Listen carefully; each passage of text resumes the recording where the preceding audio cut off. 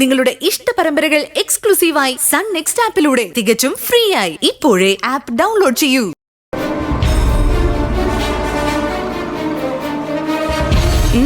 എന്തുപറ്റി? മാമ്പഴം കളഞ്ഞ അണ്ണാനെ പോലെ കിടക്കുന്ന. ഒന്നുമില്ല.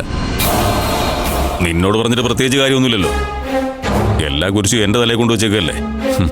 ഞാനായിട്ടുണ്ടാക്കിയ കുഴപ്പമാ. ആരെയും പഴി പറഞ്ഞിട്ട് കാര്യമില്ല. നിങ്ങൾ കാര്യം പറ.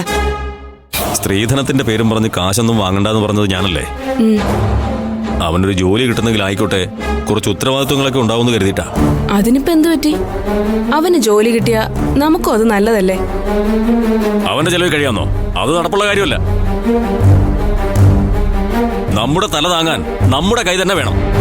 തനിക്ക് താനും പുരയ്ക്ക് തൂണുമെന്നല്ലേ പ്രമാണം.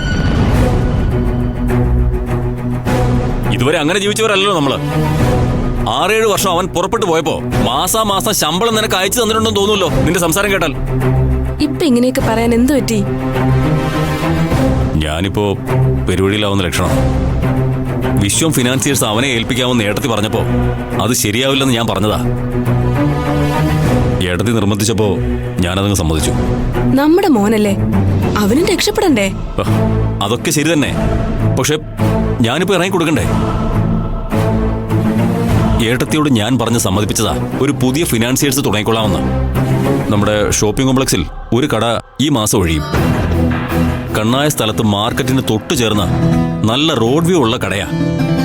ഡെയിലി ചിട്ടിയും കുറച്ച് പലിശയ്ക്ക് കൊടുപ്പുമൊക്കെ ഫിനാൻസിനൊപ്പം ഞാൻ നടത്തുന്നുണ്ടായിരുന്നു. അതും കൂടി ഉണ്ടെങ്കിൽ പുതിയതൊന്ന് തുടക്കത്തിൽ തന്നെ ക്ലച്ച് പിടിക്കും. ഇത് മാർക്കറ്റിനോട് ചേർന്നാണല്ലോ. വട്ടിപ്പലിശയും ഡെയിലി ചിട്ടിയും നന്നായി നടക്കും. എല്ലാം കണക്കൂട്ടിയിരുന്നപ്പോഴാ പവിത്രൻ വന്ന് ഉടക്കിട്ടത്. നിഖിലിന് ഫിനാൻസ് കൈമാറ്റം ചെയ്യാൻ അവന് കുഴപ്പമൊന്നുമില്ല.